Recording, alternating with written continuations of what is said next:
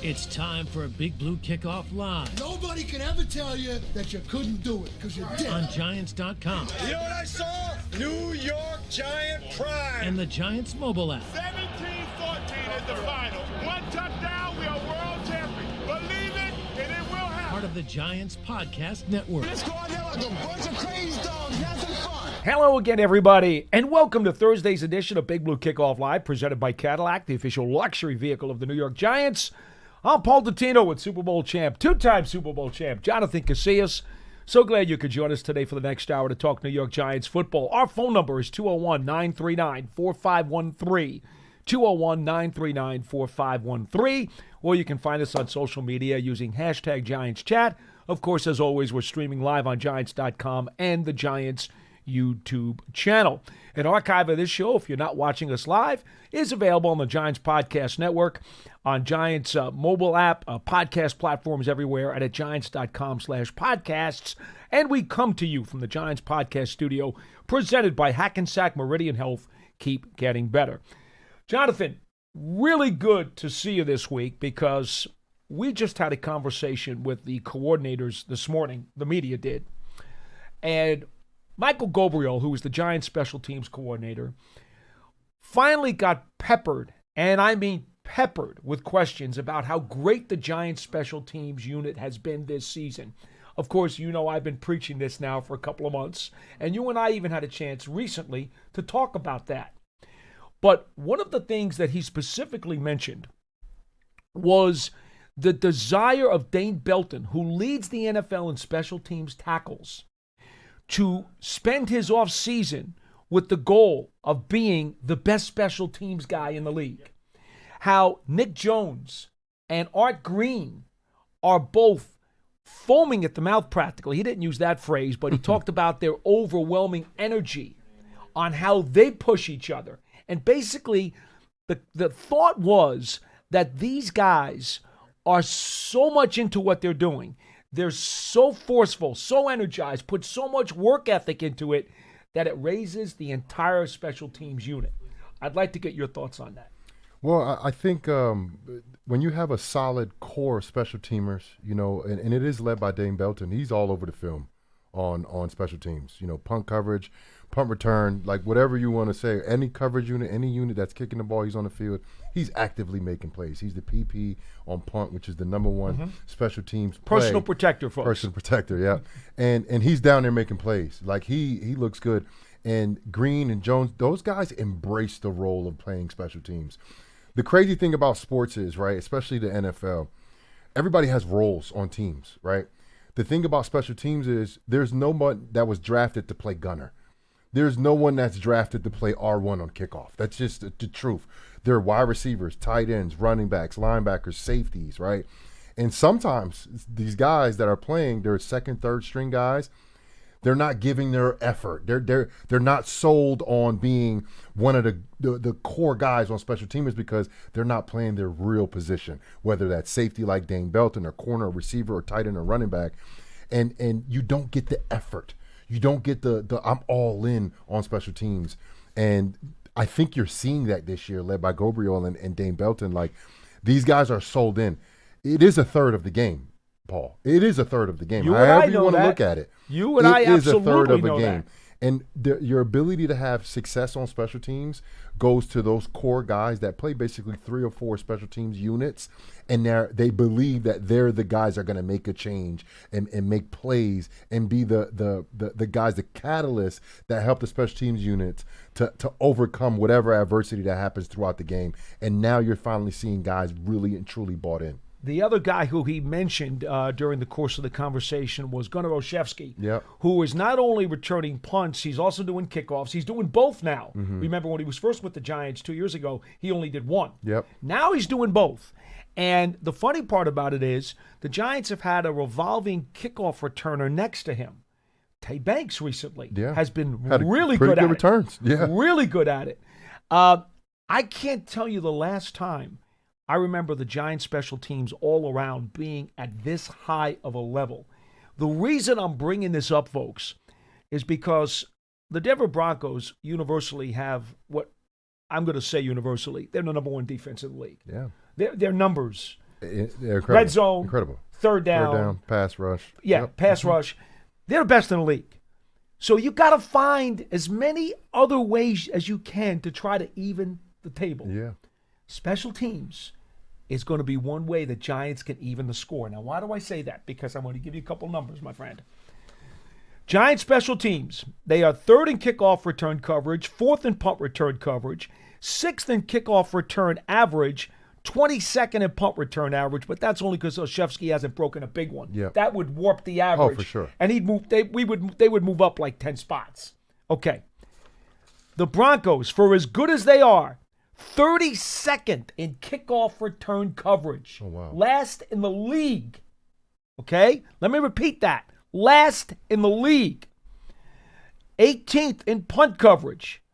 And only 12th in punt return average and 14th in kickoff return average. Folks, I'm going to make this as simple as I can. Field position in this game And hitting yardage. is hidden yardage. Field position, hidden yardage for the New York Giants against the Denver Broncos will be a very important component to them trying to pull off this upset. Absolutely. And when you talk about the Denver team, throw out their record. They lost the 2 games that they lost by on last-second field goals. They weren't even trailing in the fourth quarter in those games. No. Like, this is a really good team.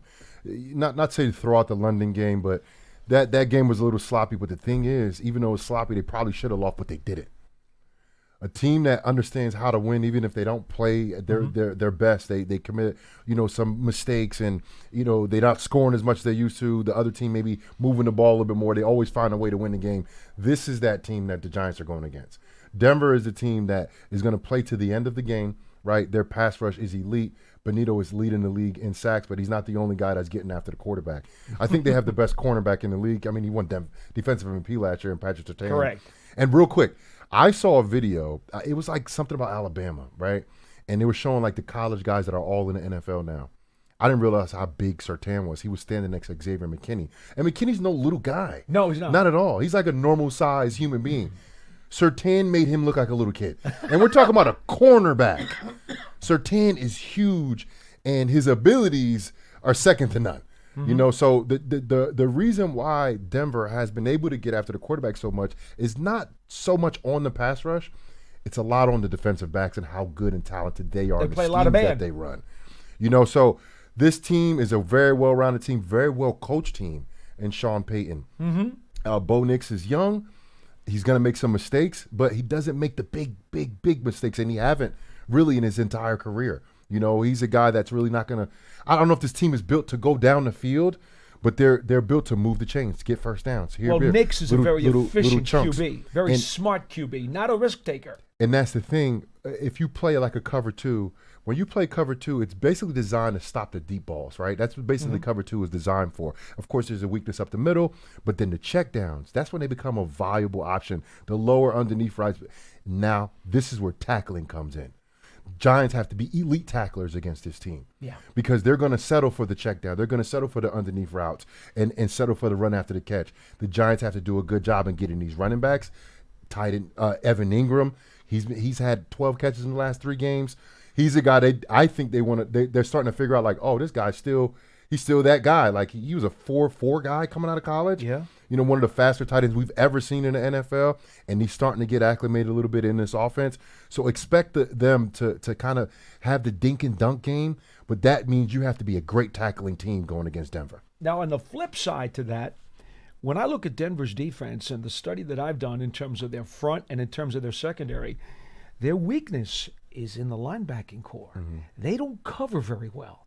In fact, if you notice the Saquon Barkley wheel route that went for 47 yards and a touchdown, they isolated him on the inside linebacker Singleton, who was their leading tackler, and I believe he's top 12 in the NFL in tackles. He's a good player, but what they don't have, because they're constantly sending their outside linebackers upfield on the blitz, and their interior linebackers don't have coverage skills. So if you can get guys isolated on their backers, That's the Achilles. That's the bruise Yeah. in this great defense. Yeah. And as a linebacker, you could appreciate what I'm talking about. Oh, 100%. And then if you look at Cam Scatterbo and what he's done, he's not had that many opportunities here in the NFL. But one thing that we raved about him when he first got here was his his pass catching ability. Right, Tracy was a wide receiver coming out of college, and Singletary. I got so much respect for Motor. I got so much respect for that man. Him basically getting put to the bench, and then him playing special teams, like did it without hesitation. Had a couple great runs in the fourth quarter last Thursday.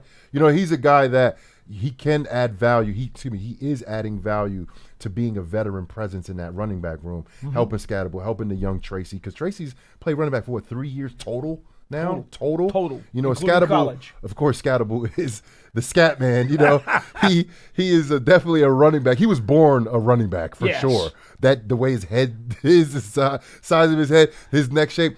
But he's got some linebacker in him but too. the receiving capabilities of him, I think, yes, he hasn't really showed it yet. And I'm sure that the defensive coordinator and those guys over at Denver, like, hey, this guy is a receiving threat. They just haven't quite done it yet. But I do think that's where I have seen like they do have some, I wouldn't say weaknesses because this is a pretty tight defense, but they have some vulnerabilities against coverage, not only against running backs but also against the tight ends, where Theo Johnson, Bellinger, they've becoming more of a focal point for Jackson Dart the last couple of weeks as well. Well, I think when you look at the first half of the Saints game a couple of weeks ago when the Giants ran a ton of double tight end, and both of those guys were catching short passes as the Giants went down the field. I think if I'm the Giants, I'm looking at those tight ends, and I'm looking at Tracy. Yep. Because Tracy, with his old wide receiver skills before he converted to running back, to me, that's the kind of guy who I want to isolate on linebacker, even more than Scatterbo. Now, Scatterbo's going to get his touches. I'm not worried about that. Yeah. But Tracy, last week he got very limited reps as they were bringing him back off of the shoulder thing. I think you could really take the wrapping off of him and get him coming out of the backfield against those backers. I like his ability. And again, the way Barkley ran the wheel route on Singleton, it was one-on-one. Wheel route up the sideline, Singleton had no chance. Yeah. You put Tracy on him and a one-on-one, he's going to burn him every time. Yeah, and I like what you said. You said out the backfield, not just put him in at receiver, split out. At the backfield where the linebacker is, that's about 15 yards of space. 5 yards for the linebacker, about 8 yards depth for the running back. That is a lot of space. Trust me, I know. That is one of the hardest things to do. And I used to guard Sproles all the time. Like that is very difficult to do with a lot of space like that. But I like what you said about having those guys, Tracy, Scatterbo, Singletary, coming out of the backfield. It presents a lot of traffic, a lot of natural picks that can happen. And the Giants, against this defense, the Giants have to be multidimensional. And I'm looking at not how the Giants are going to get attacked by the defense, but how the Giants are going to attack their defense. Yeah. Because that's what you got to do. You can't just sit back and be behind the chains, and that's what the Giants have been doing a good job with. They've been in front of the chains. They've been getting very manageable third downs. Not too many second and longs because Scatterbo doesn't go backwards. No. He doesn't go backwards. Even if he gets hit early, he falls forward.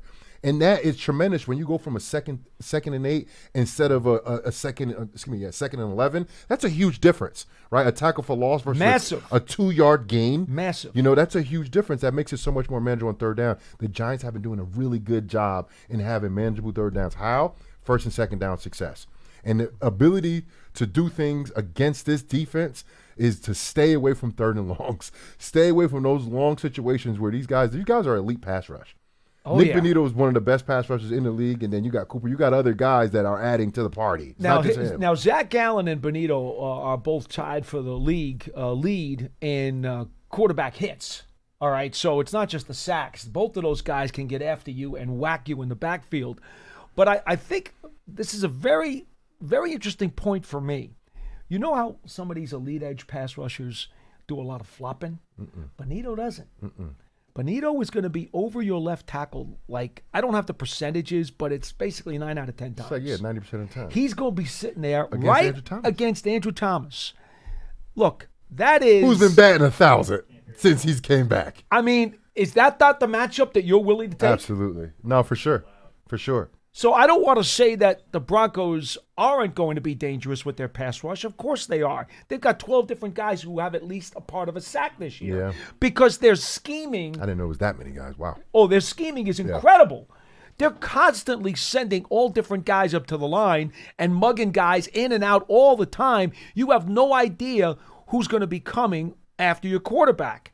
But I do like the fact that Benito, in their scheme, he's pretty much isolated against your left tackle, and that's the one guy, if I'm the Giants, who I want in front of him. Absolutely. Yeah, and Andrew Thomas has been playing lights out. Literally, I'm watching the TV copies. I haven't heard his name. And that's a great thing when you talk about offensive linemen. Yeah. No penalties, right? He's clean. He's not – I think he's 2 pressures since he's been playing. Yeah. I'll take that.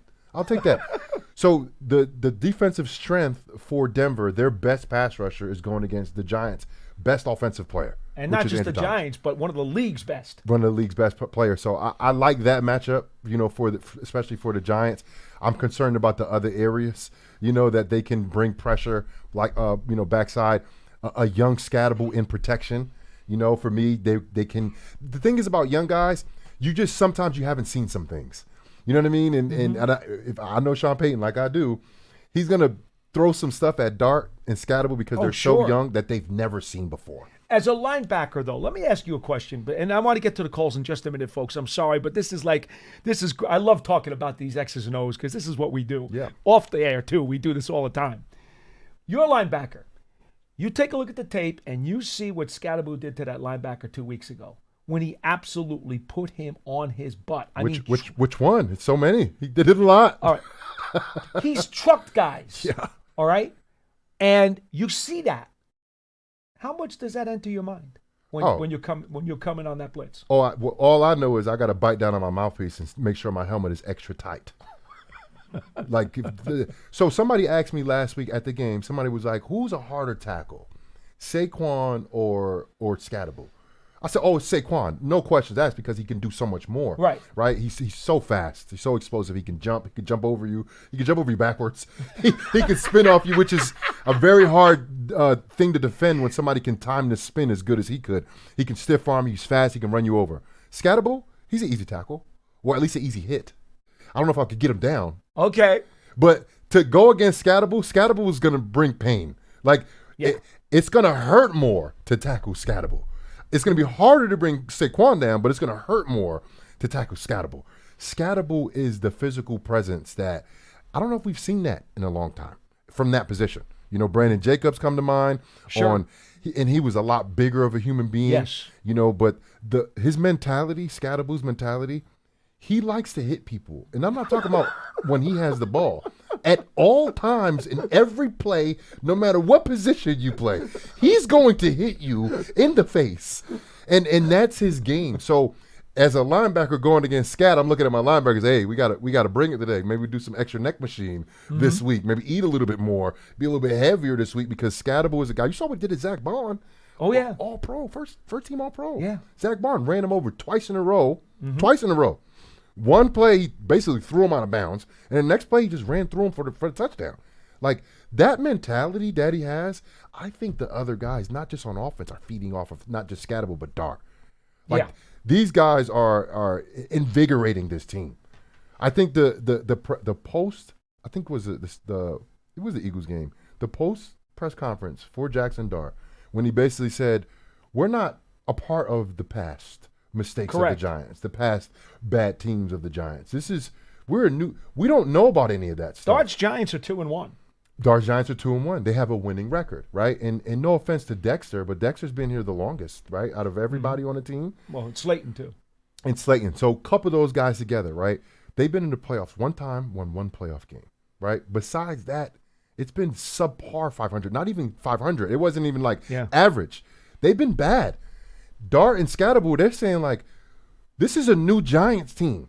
That old losing stuff, that ain't with us no more. Right. And I think the young guys are invigorating the older guys on this team. And it's so good to see. That's a great mix. Feel it. It's a great mix. You can feel it. Even in the stadium, and I talked about this on Friday after the game, and I want to say it again because I love these fans, and I think these fans are fair. right? I think these fans weren't expecting a good game to come out of, the Eagles versus Giants at home, right? So you saw the stands. The stands was what, 80% made, if that? Well, 80% full? I think the last two home games, the Chargers game and the Eagles game, I think not only was the percentage of the crowd going up again, the support of those people was also going up. Yeah, they were definitely loud. I said on the postgame show, I'm starting to sense a home field advantage again. Yeah. And I think it's because they put out a good product. They winning some games. There you go. They won two games in a row at home. When was the last time that happened? Pearson, you got to get Schmelk on that, man. When was the last time the Giants won two home games at home? He's probably typing it up right now. 2 games at home. Call in, Schmelk. I want to know the answer to that. Hey, and final thought before we go to your phone calls, and I don't want to take too much time. I'm just going to say this very quickly, and I know you'll agree. J.K. Dobbins is a physical back. We talk about Scatterboo and what he brings to the Giants. Dobbins has brought that ever since he came into the NFL. No matter where he has played, he brings that. And that's what he does and is so critical to the Broncos offense, because when he gets that 4 or 5 yards on first down, instead of 2nd and 8, it's only 2nd and 5. And that allows Nix and Peyton, who's over there on the sidelines, to then be more conservative, less of a risk taker, and it allows them to control and to manage the game. So if you're the Giants and you know that Dobbins, it's a yards after contact guy, just like Scatterboo. You just said to me how great it is Scatterboo falls forward and gets those extra 2 or 3 yards. Well, Dobbins is doing the same thing. Yep. So if you're the defense for the Giants, you got the same mission that the Broncos defense has. Exactly. Don't let their power running game push you for extra yardage. Yep. You have to do well on 1st and 2nd down. Critical. A lot of people, when you look at football, and it is true, 3rd down is crucial, very crucial to every single drive, right? Every single drive, whenever you get 3rd down. It's the drive killer if you don't make it. It's crucial. But what people don't understand, if you have success on 1st and 2nd down, your 3rd down becomes a lot more manageable. I wouldn't say easier, because 3rd and 1 is not it maybe not as difficult, but I wouldn't call it easy. 3rd and 1 is still difficult. 3rd and 2 is still difficult. It depends if you have an illegal play that people down south of the turnpike use. We don't have to talk about that this week. But when you have an illegal play in your back pocket, it does make it easier. But the ability to have success on 1st and 2nd down, 1st and 2nd down, when you're preparing for the games throughout the week, right, you couple 1st and 2nd down together. 3rd down is a whole nother day of preparation, right? Because 1st and 2nd down, they have the similarities. You're basically a 50-50 run type of situation on 1st and 2nd down. Of course, depending on the yardage, that you have to get on 2nd down. But it's like a 50-50 type of deal. So in order for you to be a good 3rd down team, I think in the NFL, especially if you're not a big play type of team, you have to be great on 1st and 2nd down. And your ability to be able to stop those guys on 1st and 2nd down gets you into more manageable defensive 3rd downs. And I'm talking about a defensive guy, 3rd and 7 and long. Like, those are the situations you want to be in on defense. Offensively, those are what you're trying to avoid. And both teams have that. They have that recipe, and if they can do that, they will have success. It's real simple. Both of these teams want to control the narrative and the tempo and the pace of the game by being as efficient as they possibly can. I think efficiency is a great word to use. Yep. That's really, they both are going to have the same kind of game plan. Both teams want their defenses to dictate the context of the game. Absolutely. And that's what makes this one a real tug of war, and why I think it's going to be a 1-score game, a field goal right down to the final minutes. Low scoring. That's what I'm expecting. I think low scoring too. What do you think?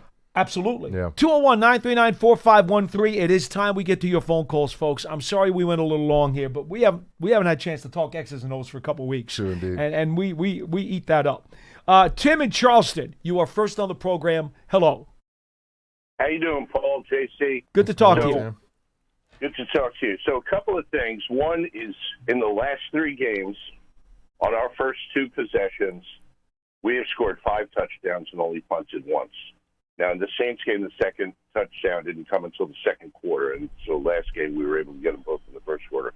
But that's amazing. And after these last 3 games, especially, right after the Eagles win, I suddenly had a complete change in mindset from where I was looking forward in the schedule before that, trying to figure out what games we might be able to win. And now I'm looking forward in the schedule and saying there's not a game on here that we don't have a chance to win. Yep. And that is such an amazing change in the mindset. And I think that's a reflection of the change in the attitude, the enthusiasm of this team. So, and as far as this game goes, I think, Paul, you already hit 2 of my 3 points, which is, one, field position with special teams. You know, we used to win that way in these tight defensive contests all the time, and I think we're starting to get back to that. The second and the biggest one for me always is if we can keep them under 100 yards on the ground, I think we're in this game as long as we don't turn it over on offense. And even if we don't get a takeaway ourselves, although I think we will, even if we don't get a takeaway ourselves, I think that keeps us right there, like you said, Paul, to the end. And if we get a takeaway early, then we pick up a second one at the end to seal the deal. And I feel good about this game, and I'm looking forward to every game being able to watch to the last minute of the fourth quarter for the rest of the season. And thank you guys for all that you do. You both do such a wonderful job. Love seeing you once a week, JC. Good luck hearing from you, Tim. I'll take the rest off the air. Thanks. Thank you, Tim. 201-939-4513. I'm going to throw out one other X factor here that cannot be ignored, and I hope it does not raise its ugly head in the game on Sunday. The Giants and the Broncos are 2 of the top 5 teams in the NFL in getting penalty flags thrown against them. Yeah. Folks, I'm sorry to say that, but it's true.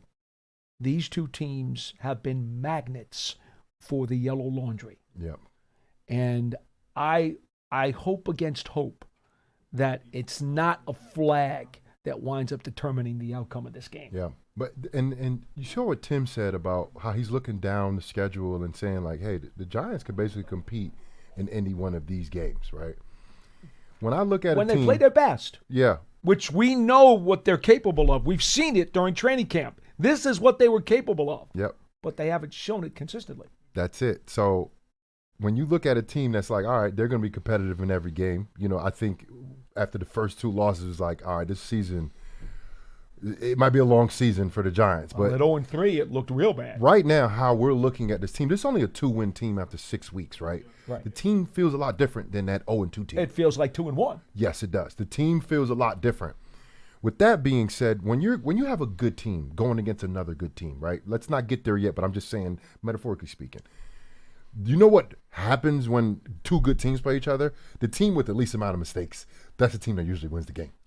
It's not always about, oh, he got the big play, he got this receiver over, he got this quarterback. No. It's about who made the most mistakes. You played for Coach Coughlin. What was his mantra? More games in this league are lost than they are won. Yep. So the Giants have gotten to the place now, it's like, all right, if you can manage the mistakes, you will be in every game. And there's no identity quite yet for the Giants. You know why? Because we don't know who Dart really is. Dart's still learning. We haven't seen his best.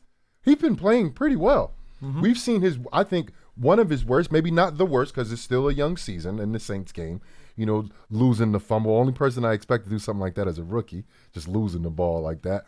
You expect those things. My thing is, when you have a young guy like that, right, who plays just with this attitude, right, and this ferociousness and this, I don't care, right? I don't care. Like, I don't give a F. That's the best way to say it. Can't say it on here, guys, but you guys know what I'm saying. A horse's butt. Right, there you go. when you play like that, it's a little bit reckless. But people like me as a defender, like I'm watching this my quarterback playing out there. Mm-hmm. I'm like, bro, look at him, bro. Like, you just get inspired by that. But that doesn't mean he's going to be mistake-free. The mistakes will come with Dart. Young quarterback is only in his 4th start, right? He's 3-2-1. So he's only on his 4th start. We don't truly know the identity of the team because we truly don't know the identity of this quarterback and how he's going to be. As of right now, he's a young quarterback. I think we can call him a playmaker. Yeah. But since he's young, he's also a mistake maker, right? This is where the other guys on the team, like a Slayton, guys that have been around the league for X amount of years. This is where they need to start rising their play to help out with the mistakes of the younger guys. Because if you're playing young guys like a Drew Phillips all over the tape, but he also makes a lot of mistakes. You got to have guys like Holland and the guys that have experience to kind of make up for the younger guys that are making these mistakes, because you're not taking the young guys off the field. No. They're going to make those plays, but they're also going to make some mistakes. I think of it like this, right? Eli Manning, great quarterback, right? They're arguing right now if he's going to be in the Hall of Fame. I don't think it's an argument. He's a damn Hall of Fame quarterback, right? Mm-hmm. I'll play for with two other ones. Eli Manning in 2016 threw some interceptions. Mm-hmm. Not one person on defense said, oh, man, he threw another one. Not one person did that. Every time he threw one, we would say to us, we got to go get it back. When you talk about complementary football, it's not just about offense, defense, and special teams. It's about doing things to help your offense out. You know how I can help my offense out? They just turn the ball over, get them the ball right back. Mm-hmm. When you have that type of mindset, especially with these young guys who you know is going to make some mistakes, Dart's going to throw another interception. He's going to fumble the ball again. Sure. The mindset has to be collectively as a team, let's go get it back. We got to get him the ball again. And once you start thinking like that, man, and you might have 2 turnovers, what if you have 3 takeaways? Now you're winning a turnover battle. Mm-hmm. You know what I mean? Like, you got to have that type of mindset when you know you're going into a game with a quarterback that's not perfect. He's not perfect. He's going to make mistakes. His playmaking ability is I think second to none. But his mistakes, because he's so young and because he really doesn't understand everything quite yet about how defenses rotate, how they mask things, how they bait you into certain things, because you're never going to see it until it happens. Mm-hmm. And he hasn't seen too many things quite yet. So all I'm saying is that the Giants team collectively, special teams included, offense included, you got to be able to counter those mistakes that are made by your younger players, because they're going to continue to happen. I think one of the things that has helped him limit some of those mistakes early in his career is the fact that he did play for 4 years. Played at USC for 1 and then 3 at Ole Miss under Lane Kiffin and a bunch of guys who know all about pro football. Mm-hmm. That has helped him at this point to make the climb into the pros a little bit easier. Yeah. But as time goes on, there will still be some of those, as they say, rookies are rookies. Yeah. There's still going to be some things that are going to make you shake your head, because that's the way it is. You can't avoid all of them, but you can sometimes limit them. And Dart's done a good job of doing that. Victor in Brooklyn, you're next on the show. Hello. Welcome to BBKL. Fellas. It's a breath of fresh air knowing you're getting competent QB play and a different threat. What a difference the offensive line is when you see Andrew Thomas there. He's a key to that line. Yep. For us, we have to win the line of scrimmage. We have to keep it a one-score, one-possession game, and the D-line has to stand up. And we also going to need Spider-Man, because to me, from week 1, he has been the best player on the field for the Giants. And once Dexter get his sea legs back and provide that pressure up the middle, and the rookie Carter are creating plays for the other players to shine. You don't see his stats on the box score, but he's making an impact. They're coming. And Kayvon is having an excellent year. Mm-hmm. People notice Kayvon's having an excellent year, but one possession game, limit the mistakes, and take what the defense gives you. If the outlet is there, dump it off to Tracy and Scatterboo, who runs with his head on fire. But, he's young. It's like, you remember when you're 21, no one could tell you anything. So he has that testosterone. But Dart has to remember he has to stay on the field. So, Dart, don't be afraid to slide. Right. You get that first down marker, get the first down, tuck your head. Because these guys on Denver defense are going to try to give you a welcome to the NFL moment and lay a big hit on you if they can. But we have to keep it a one-possession game. And as you know, you guys been around the league for a while, productive QB franchise-type play gives head coaches and general managers extensions. So we all know a lot of them, success is riding on the growth and success of Dart. Appreciate the call, Victor. Thank you so much. Call again. Julian in Florida. You're next on Big Blue Kickoff Live. Hello. How you doing, fellas? Polly Dots, how are you? Good to talk to you. JC, man. Last time I saw a win in MetLife Stadium okay? Because I've gone to games, but haven't been winning much. But the last time I saw a win, 2016, 13-17, Giants on top of the Ravens, 14:55 left on the fourth quarter. Who comes in with the big stop? Wait a minute. Young JC, baby. Young JC, man. I remember that stop. I know everyone talks about that Odell going for 50 yards on that slant route, man, but what a great stop on your part, man. I always remember that electricity. So it's a pleasure to talk to you. Same here, brother. Thank you for that. Yeah, man. I love talking to you, and I talked to Sean O'Hara the other day, too, so this is a hell of a week for me as a Giants fan. But just wanted to tell you guys I'm here in Broward County, Florida, and this is what we're calling down here the Broward County Bowl. You got Pat Surtain, Plantation, Florida. Okay. Broward County. Brian Burns, Plantation, Florida, Broward County. Mm-hmm. You got Devin Singletary, FAU, Boca Raton, Broward County. All right. And then you got, of course, is that like Palm Beach? That's like Palm Beach, right? Like West Palm Beach? West Palm? Up that way? Broward? Who, Singletary? No, I'm just talking about Broward. Broward's like West Palm, is in right? between Palm Beach and Dade. Okay, okay, yep. So where the Hard Rock, where like the Hard Rock is and everything. So Boca, that's in between Dade and Palm Beach. And can't forget another Broward County person, Nick Bonito. Okay. So, a lot of people down here, we represent our Broward County people big. I live right next to American Heritage where Brian Burns is from, man. And, there's a big sign outside that they're keeping the numbers and tracks of how many sacks he's getting. And it's That's cool. That's awesome. It's cool, man. Yeah. It's cool. It's a small little county, but we rep these guys hard. By the way, Lamar Jackson and also Zay Flowers, Broward County as well. So, Florida got the best. Anyways, it's funny, man. Dots, I saw you on the Saquon documentary the other day, and I saw you just standing back there, and I was like, man, I wonder if Paulie Dots has watched this yet. But if you haven't, don't do it. It's heartbreaking. But no, I have not seen it yet, and I did not know that I was making a cameo. You did have a cameo. You should get some royalties on that, man. You look good. Oh, golly. I watched like 15 minutes of it at the barbershop. I got to finish watching it. I didn't watch the whole thing. Yeah, I mean, look, it opens up a lot of how he felt and whatnot, and I certainly didn't know that, but it is what it is, man. We're moving on now. That's it. Saquon who, we got Scatterboo. The one point I wanted to make about this game is, actually, Paul, you kind of made it already, and I was going to bring this up, and I'll let it go off the air, but the Tyrone Tracy thing is a huge factor for this. Absolutely. This Scatterboo thing is all over the internet. Everyone knows that this is the guy to stop. Dart on his feet, of course. But I was going to mention how weak they are. Well, not weak. It's just that there's holes at linebacker, and just Tyrone Tracy running those wheel routes and getting them out in the flats is such a – it's exactly what I was thinking too. So, Paul, you already kind of went in on that, but, I'll let you guys go. JC, it's a pleasure to talk to you, man. Paulie Dots, as always, and go Big Blue, man. Let's get a big win on Sunday. Well, thank you so much for the call, and appreciate you sending some of that Florida sunshine up here, because today in New Jersey, it is as bright as can be. Yeah. Not a cloud in the sky, but it is 57 degrees, I think. The weather is so bipolar here. It was beautiful yesterday. Yesterday was warm. Yeah, yesterday but was then, better. 2 days ago, it was so cold. It was so cold. 76 game time temperature in Denver on Sunday is what I hear. Gary in Pennsylvania, you're next on Big Blue Kickoff Live. Hello. Hey, gentlemen. How are you? Hi. Good to talk to you. Yeah, I'm a first-time caller, long-time daily listener. Well, thank you. I'm a Giants fan that goes back to 1963. Mm-hmm.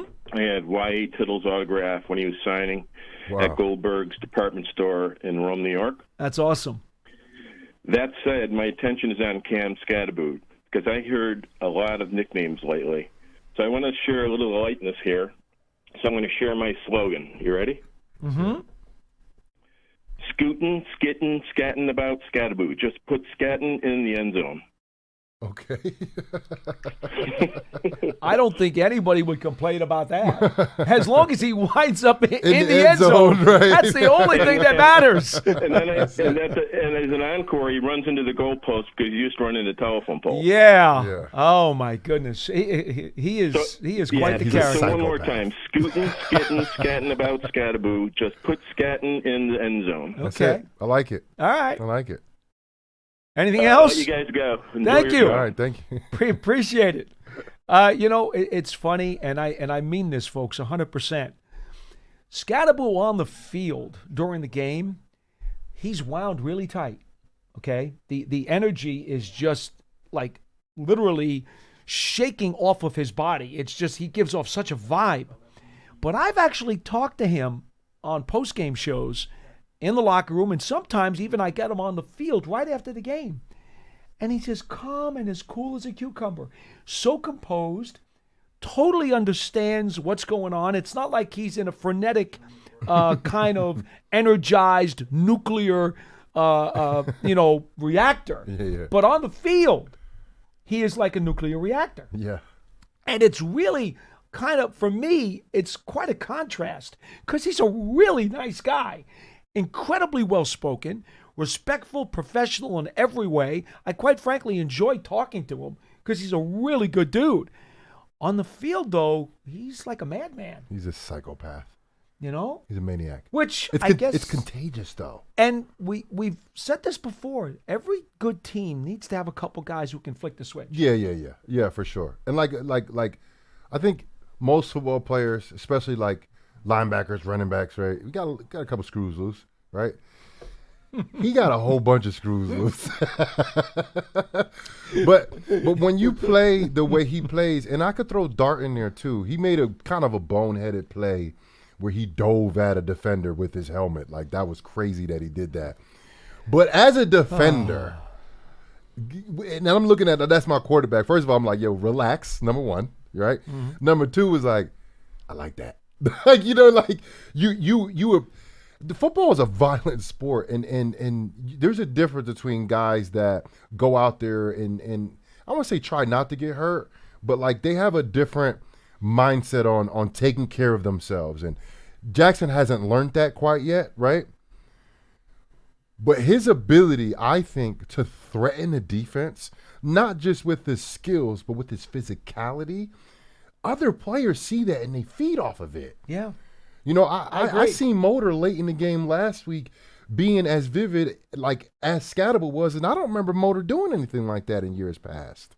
You know, I think these guys, they're like allergies. Everybody's catching it. Everybody's catching the fever. Everybody's catching what these guys are bringing to the table. Mm-hmm. And they talked earlier about Abdul Carter because these are the three guys that are like changing this franchise, mm-hmm. right? He may not be statistically showing up, but if you watch any of the games that the Giants played and Abdul Carter was on the ball rushing the passer, he looks like Burns.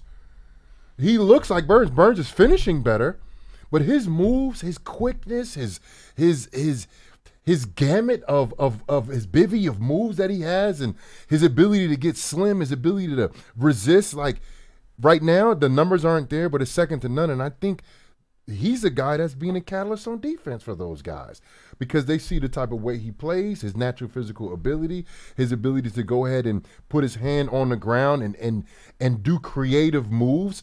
Like, I'm telling you, man, when you have guys like that, and you know, me being an older guy when I was playing here and they bring in a young guy, I'm like, man, that dude's good, man. I got to step my game up. Like, I think you're seeing that. And I haven't been part of too many teams where the young guys lifts everyone up. But this is what's happening here. Yes. It's the young talent that they drafted this year that's rising the level of play. And I haven't seen that. I don't think I've been in a team like that, but that's what's happening here. And it's such a uncharted territory. Like, a lot of Giants fans are like, they're coming up to me like, bro, like, what am I watching? Like, what am I seeing? I know it's not what I've been seeing. It's something new, but it's like uncharted territory because you're seeing the leadership. And not that the Giants don't have leaders. They have great leaders. Andrew Thomas, Dexter Lawrence, Slayton, all those guys are great leaders. But something about these young guys and the energy that they bring into this team, I think is second to none. Yeah, because a lot of times when you're talking about a team's roster and you point out those guys who are dogs, right? DAWGS, like we all understand. That's the athletic slang for a guy who's got that edge. Usually the guys you point out as dogs on a roster are older guys. Yep. They're not usually the younger guys, to your point. Mm-hmm. I think that's maybe just the easiest way to say it. And this team is really, you're right, they're riding on the backs of this stuff. And it's really starting to raise all the boats. Yeah. You know, rising tide raises all boats. And that's also something Russell Wilson was preaching throughout the entire offseason.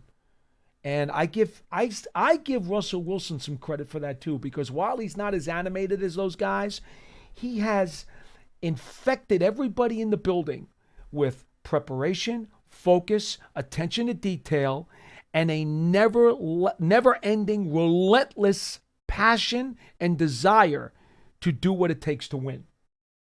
That doesn't manifest itself in a guy foaming at the mouth on the sidelines, or a guy jumping up and raising his fist, or, shaking his head like crazy after he runs for a first down. You don't see that, but it's a mentality. Last year, when the Giants were practicing against Detroit here at Giants practice for that Quest Diagnostic, I think I went to 2 or 3 practices, and I watched the young rookie Drew Phillips take on Amon-Ra St. Brown. He's got it. And when you have they're young pups, right? The dogs are the young dogs, right? The young dogs, they're young pups, right? These rookies, they're young pups, right? They don't really know nothing. They're peeing everywhere, or they're biting your shoes and stuff like that. You never know if your young pup is actually going to be a big dog or not. Right. If he's going to have that fight in him. You're seeing early on, Drew Phillips was the guy that showed me last year in training camp. Yeah. I was like, that is a vicious little pit bull right there, right? You don't have to teach him how to bite. He already knows how to do it. Now, when you have a guy like that, he's going to bite some people. So you got to reel him back a little bit, get a leash on him. That's what you're seeing. You're seeing a whole bunch of young puppies that are not afraid to bite. Yeah. It's cool. You got to have a leash.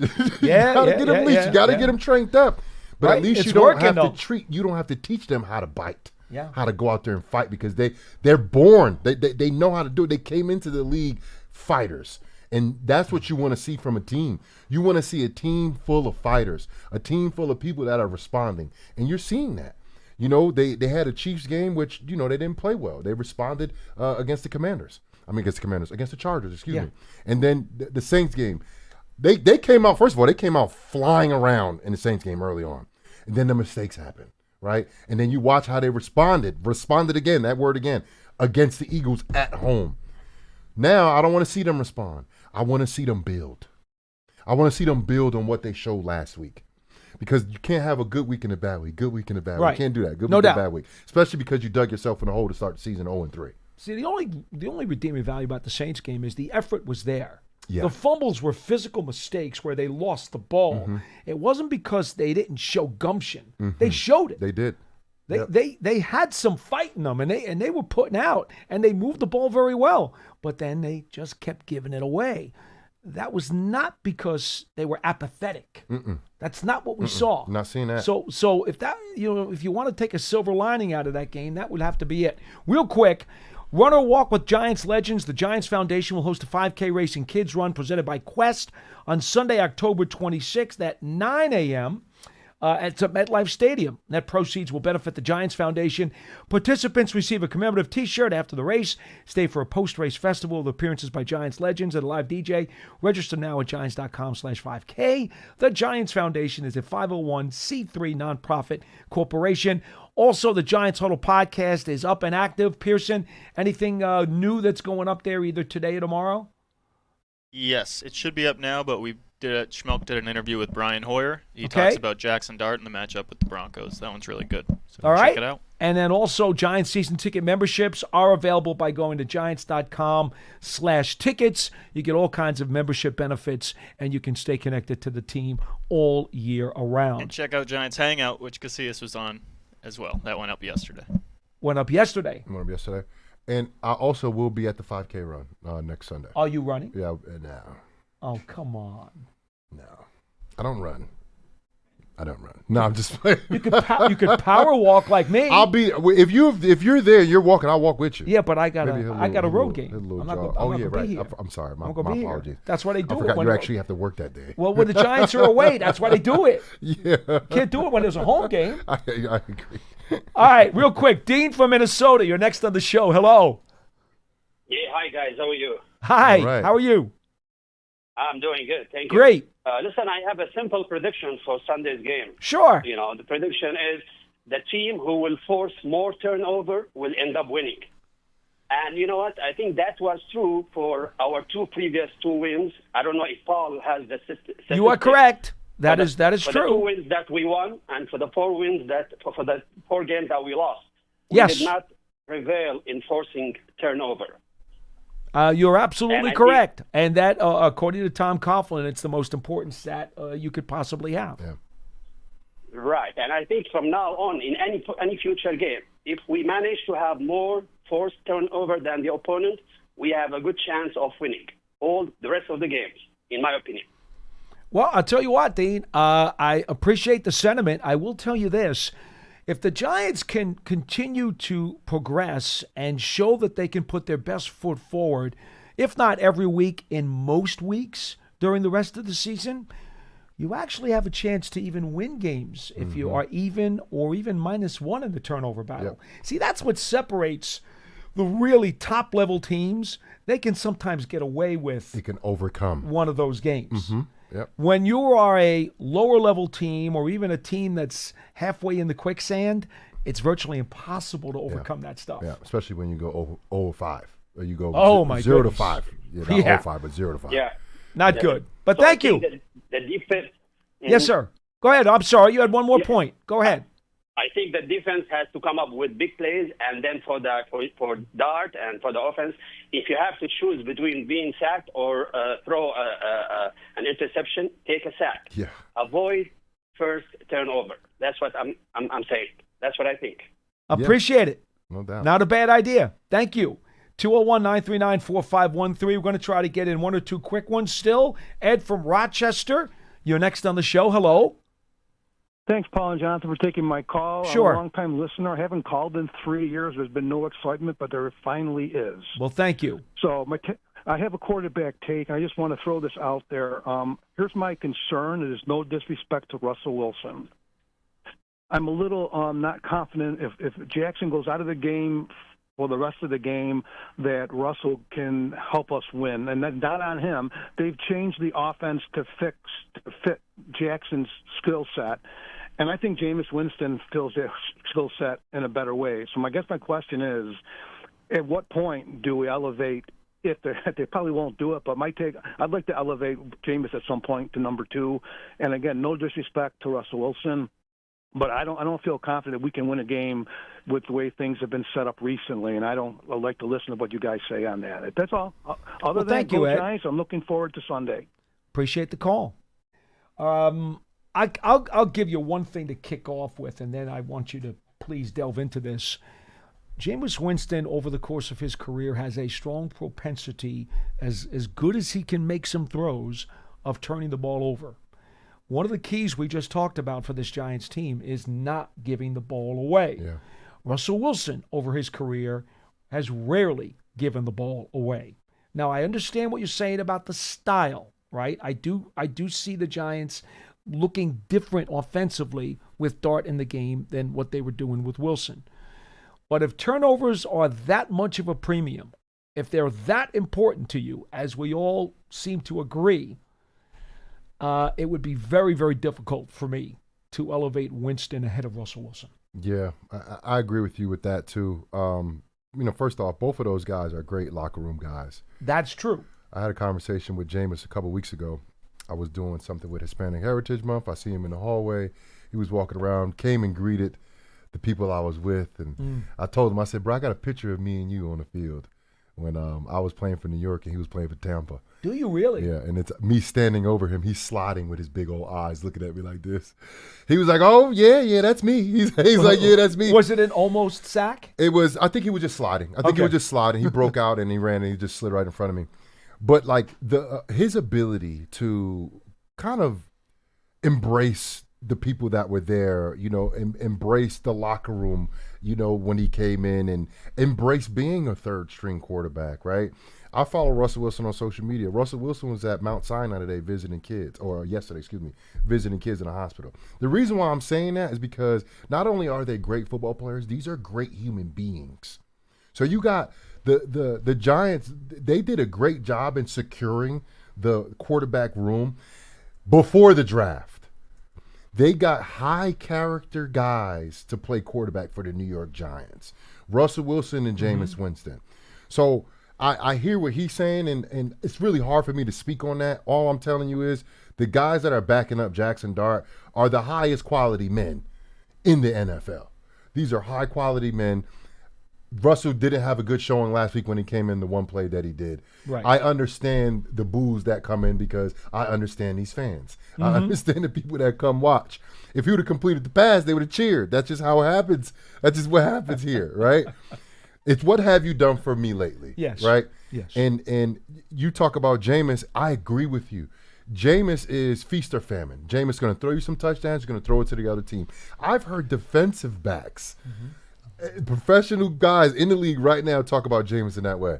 Oh, he going to throw you something. he going to throw you something. I mean, it is what it is. And as we've been talking today, the guy that talked about the turnovers not too long ago, he's completely right. Turnovers are the number one stat to show you if you're going to win or lose. Because if you score 9 points, but you take the ball away 5 times, you're probably going to win that game. That's just what happens in the NFL. So I wouldn't be so quick to try to go with Jameis because Jameis is feast or famine. Yeah. Russell Wilson, the numbers this year don't look comparable to the numbers of his career. But Jameis, well, how did he throw the ball against Dallas? Yeah, I mean, he lit it up. He lit it up. And I know Dallas's defense has been habitually bad all season long, but that doesn't mean that Wilson needed to carve them up. He just as easily could have had a bad game, but he didn't. Yeah, he didn't. But throughout his career, he's always been, I wouldn't say conservative, but he's always protected the football comparatively a lot better than Jameis Winston. And I think when you're thinking about who am I putting in, I don't think you want to put in a guy that, he might get us a touchdown, but he might throw us an interception. Who can run the offense without having too many negative problems happen? Right. And I know it hasn't played out that way, but I think you're leaning more towards Russell. Well, because the idea is that this is a defensive-based team. Yeah. Which means you want to minimize your offensive mistakes. Yep. I think Russell is more of that than Jameis is. All right. Final thoughts. I know we're not going to be able to get you back on the program till next week. We've already talked about we think it'll be a low-scoring, tug-of-war kind of game coming down to the final minutes. You know Sean Payton. Yeah. I mean, Lord knows he played for him, a Super Bowl championship team in New Orleans. A lot of people in Denver are giving him heat, saying that, you know what? Maybe the offensive game plan was too conservative against the Jets last week, and maybe that's one of the reasons they look so bad. I don't know. Is he the kind of guy? And I know Sean from his time at the Giants, but that goes way back. Is he the kind of guy who's going to suddenly get more brazen with Bo Nix as his quarterback? I like Bo Nix, but Bo Nix is a guy who plays a cerebral, efficient game. He is not a gunslinger. No, he's not. But I'm not even thinking about for offense for Denver. Even though Sean Payton, he's calling plays, right? He's the play caller, right? Yeah, I think he does call the plays. At least he definitely oversees the play caller. Oh, yeah. Sure. If he's not calling them, he's influencing them a lot. I believe he's actually calling them. He's one of those guys who does. I'm thinking about Sean Payton's mindset going against a rookie quarterback. Yeah. Like that's for me, I played for the 3 Parcells coaches, right? The Parcells lineage, Coughlin, Payton, and Belichick, right? Yes. When they face rookie quarterbacks, they have a different approach. Whatever you've seen on film prior, you're not going to see against this rookie quarterback.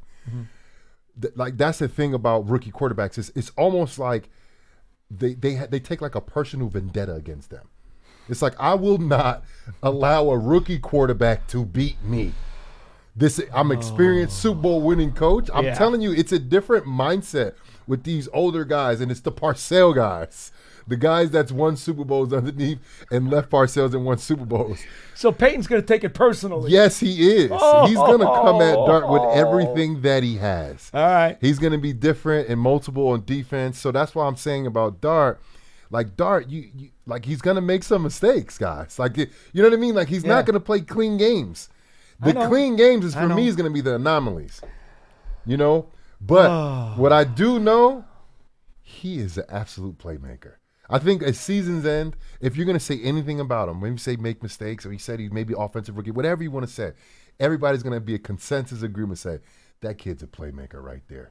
And he needs to make some plays against this tough Denver defense. We'll see if he does, folks.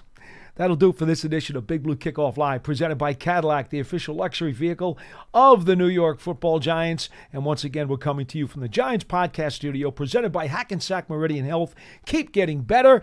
For Jonathan Casillas, I'm Paul Dottino. We'll be back for another edition of Big Blue Kickoff Live tomorrow at 12:30 p.m. Eastern Time. We hope to see you then. Take care.